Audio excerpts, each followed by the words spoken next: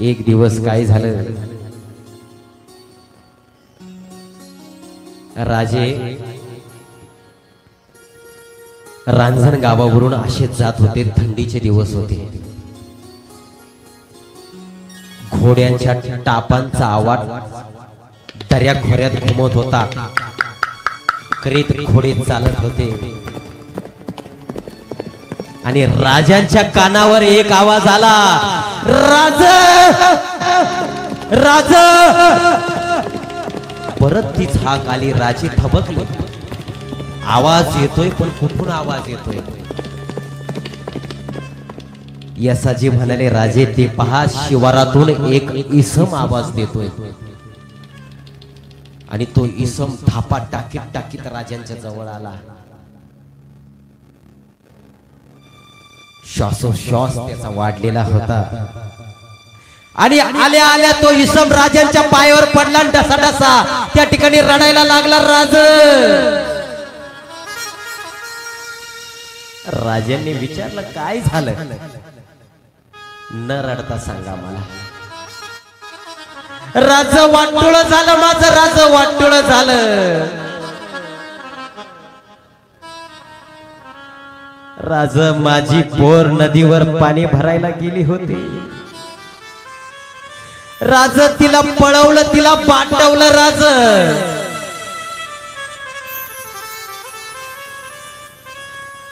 राजांनी विचारलं, हे कोणी केलं? तुला माहित आहे का? राज नसायला काय झालं? राज साऱ्या पाणवठ्याने पाहिलं राज आपल्या उघड्या डोळ्यांनी.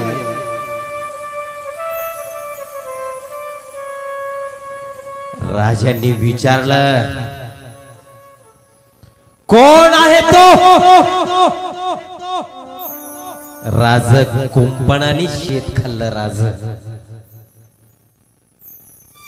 राजे गावच्या पाटलानं हे केलं. राज बाबाजी भिकाजी बिन गुजर नाव होतं त्या पाटलाचं.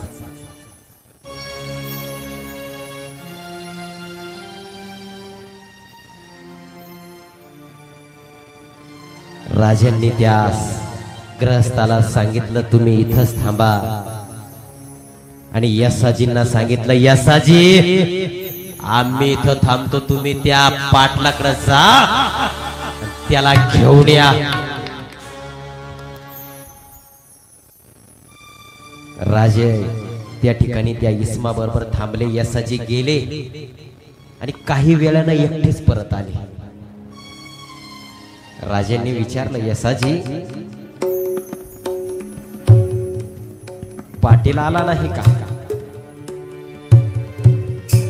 यसाजी म्हणाले, राज पाटील मस्तावलाय, त्याला हुकूम सांगितला नाही का? हुकूम सांगितला राज. तर तो म्हणाला, राज जाऊ सांग तुझ्या राजाला, तो नावाचा राजा आहे, मी पाटील आहे, पाटील.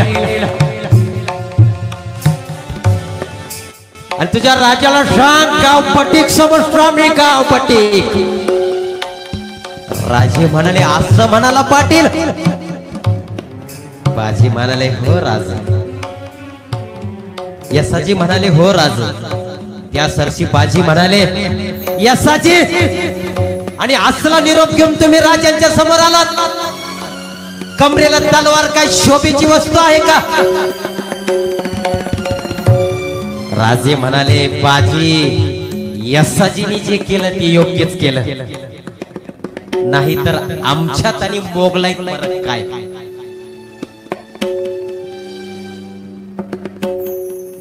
तो इसम शेजारी उभा होता. यांचं संभाषण ऐकल्यानंतर तो इसम म्हणाला, राज. राजे म्हणाले, थांबा. त्या इसमाचं नाव होतं रामजी खोडे. राजे म्हणाले, काळजी करू नका. राजे रामजीला घेऊन पुण्यात आले. राजे वाड्यात न जाता राजे सरळ पागेकडे गेले आणि राजे म्हणाले, यसाजी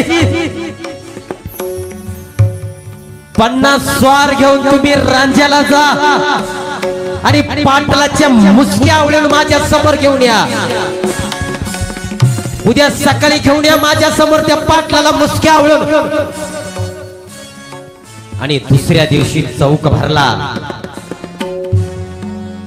चौकात सगळे बसलेले होते सदरेवरती आणि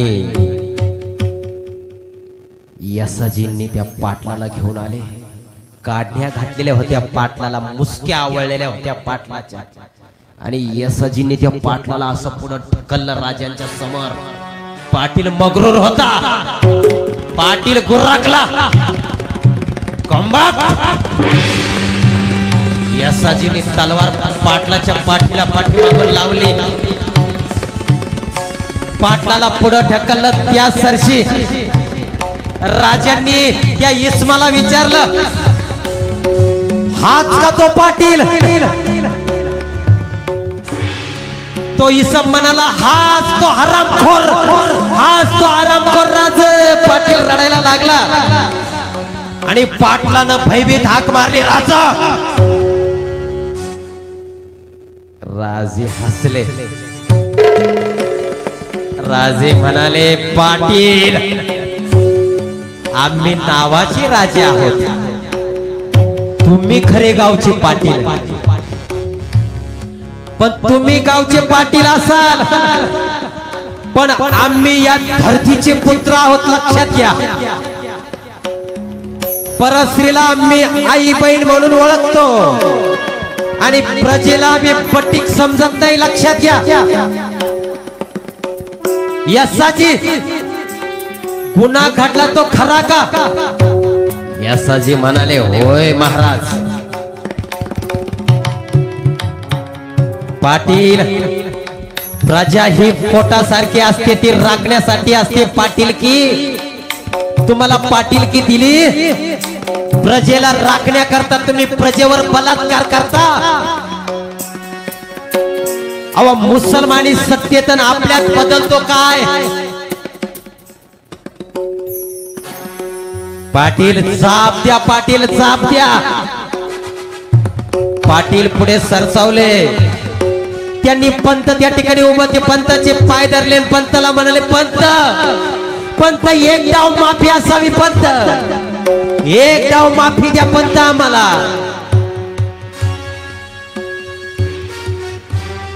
पंत चुकलो आम्ही, पंत चुकलो आम्ही, माफ करा. अहो पाटील ओरडत होता, दयेची याचना करत होता. राजांनी मोठ्या आवाजात राजे म्हणाले, खामोश खामोश पाटील खामोश.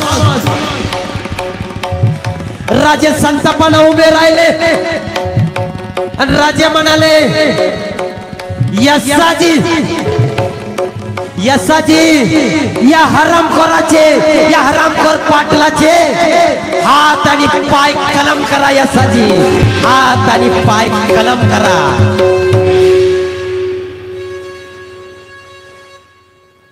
और राजांनी त्या पाटलाला दिलेली ही शिक्षा होती, लक्षात घ्या.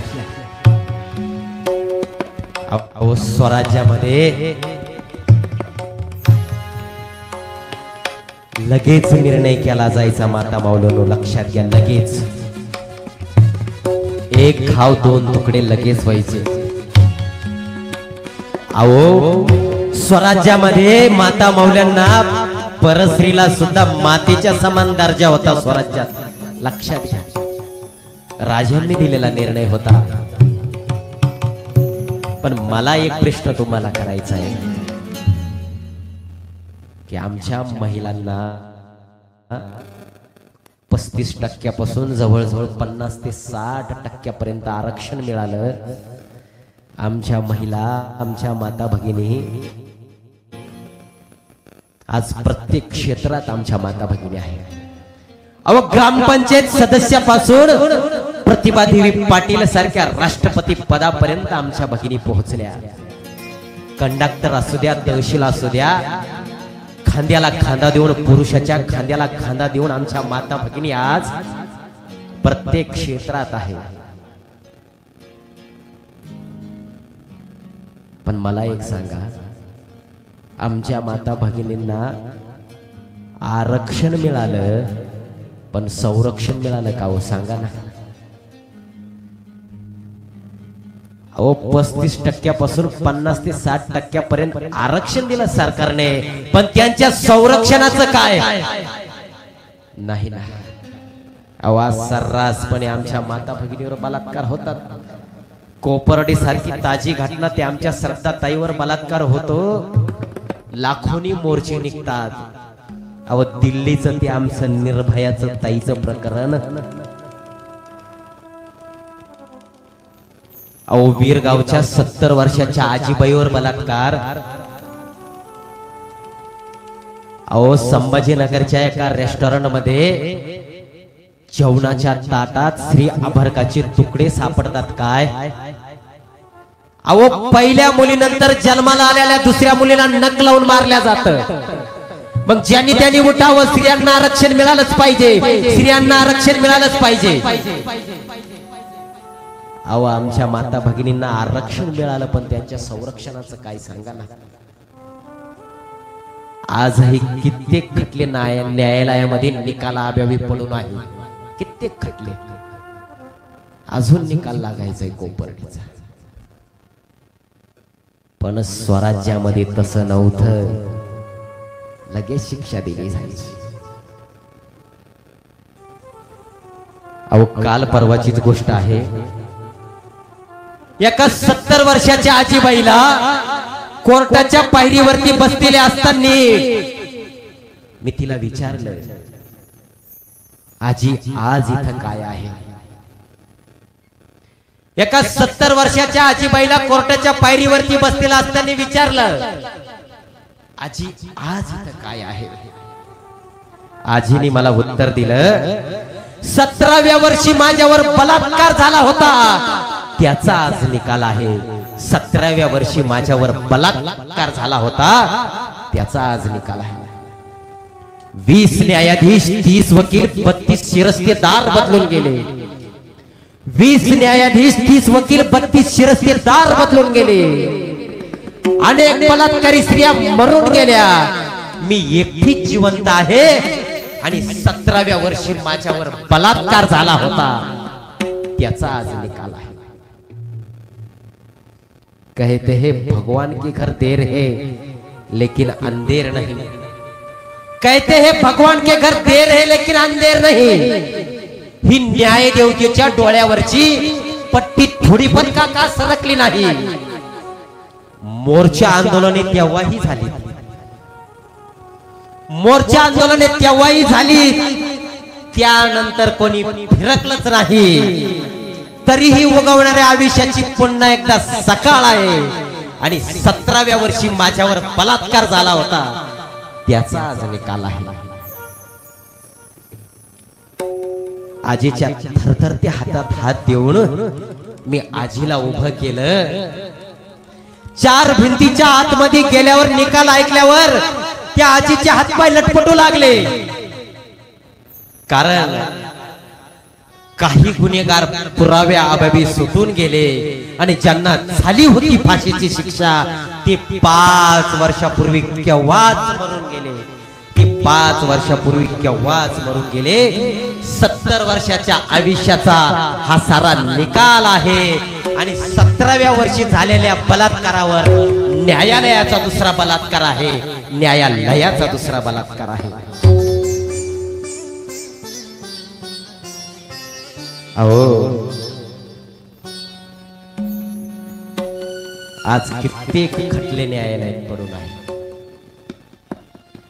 पण राजांनी बलात्कार केलेल्या त्या पाटलाला लगेच शिक्षा देण्याचं काम राजांनी केलं होतं. लक्षात घ्या.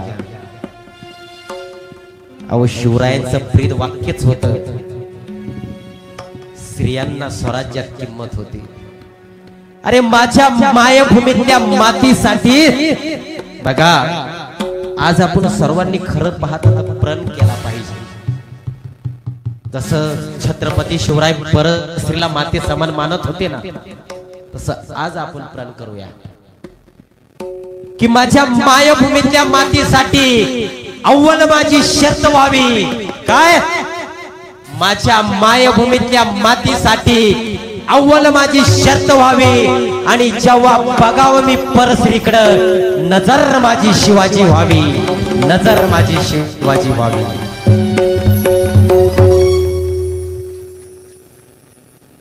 छत्रपती शिवरायांच्या नजरेनं जर आपण परस्त्रीला माती समान मानलं ना, तर तुम्हाला सांगतो हे बलात्कार सारखे प्रकरण या महाराष्ट्राच्या मातीत पुन्हा घडणार नाही. पण आपण छत्रपती शिवराय वाचतो, बघतो, अभ्यासतो, पण डोक्यात घेत नाही हो. हीच शोकांतिका आहे. शिवरायांवाणी चंद्रकोर लावतो, कानात कर्णकुंडल घालतो. पावसाळ्यात कसं पाऊस पडल्यावर बेटक बाहेर येतात, तसं शिवजयंतीच्या टायमाला आमचे शिवभक्त बाहेर येतात. राजे पुन्हा जन्माला या. आणि याच्या तोंडात मावन म्हणे मी छावा.